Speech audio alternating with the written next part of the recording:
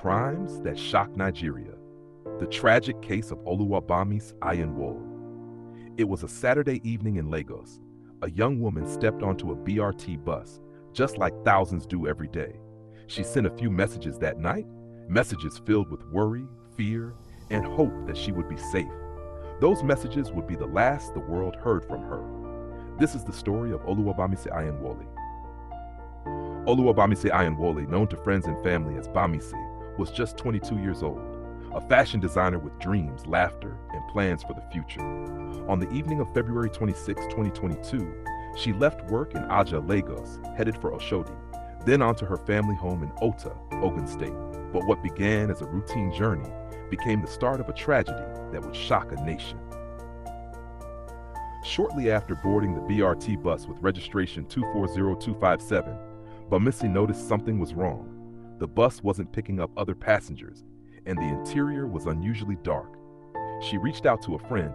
"There are 3 men in the bus. I'm here in the back. Please pray for me." She sent a video showing the dark interior and even shared the bus number in case she disappeared. These were her last known words before silence.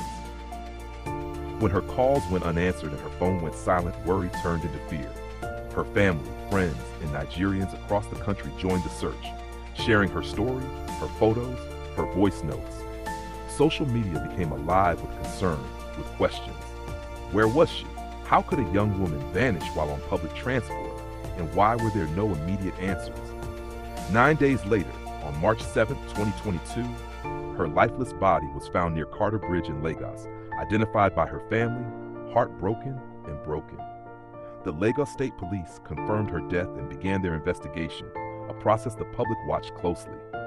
The driver of that BRT bus, Andrew Niso Minikoran, was tracked down and arrested. At first, he confessed that he had forcibly had sexual contact with Bamise and left her on the road, but later changed his story.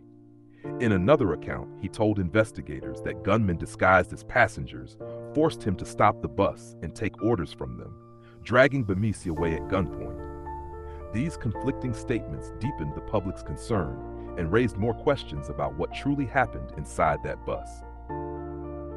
In some early reports, the police said 2 suspects were arrested in connection with the case. But throughout the investigation and trial, the focus remained on the bus driver. Other suspected accomplices have not been publicly identified or charged. The tragedy ignited outrage across Nigeria. Many demanded improved safety on public transport. Others criticized the response times, the investigations, and the lack of passenger protection. Families shared personal stories of fear, of nights spent waiting, of journeys taken in uncertainty. After a long legal process, the Lagos State High Court delivered its judgment. The court found the driver, Andrew Minikoran, guilty of murder, rape, and related charges, and sentenced him to death by hanging. A verdict reached after considering the evidence and the voice recordings Bamise made before her death. However, the court did not find sufficient proof of conspiracy with others, meaning no other accomplices were convicted. Beyond the headlines, Bamise was a daughter, a friend, a bright young woman with a future ahead of her. Her parents, traumatized and heartbroken, have called for justice and accountability, not only for their daughter, but for the changes needed to protect others. 3 years later, they continue to grieve and to seek recognition of her life, not just her death. Oluwabamise's story is a reminder that routine journeys should not turn into tragedies, that safety is more than a promise, it must be lived. Her voice, captured on those final messages, echoes not just as fear, but as a plea for care, for accountability, for a Nigeria where no one dies silently.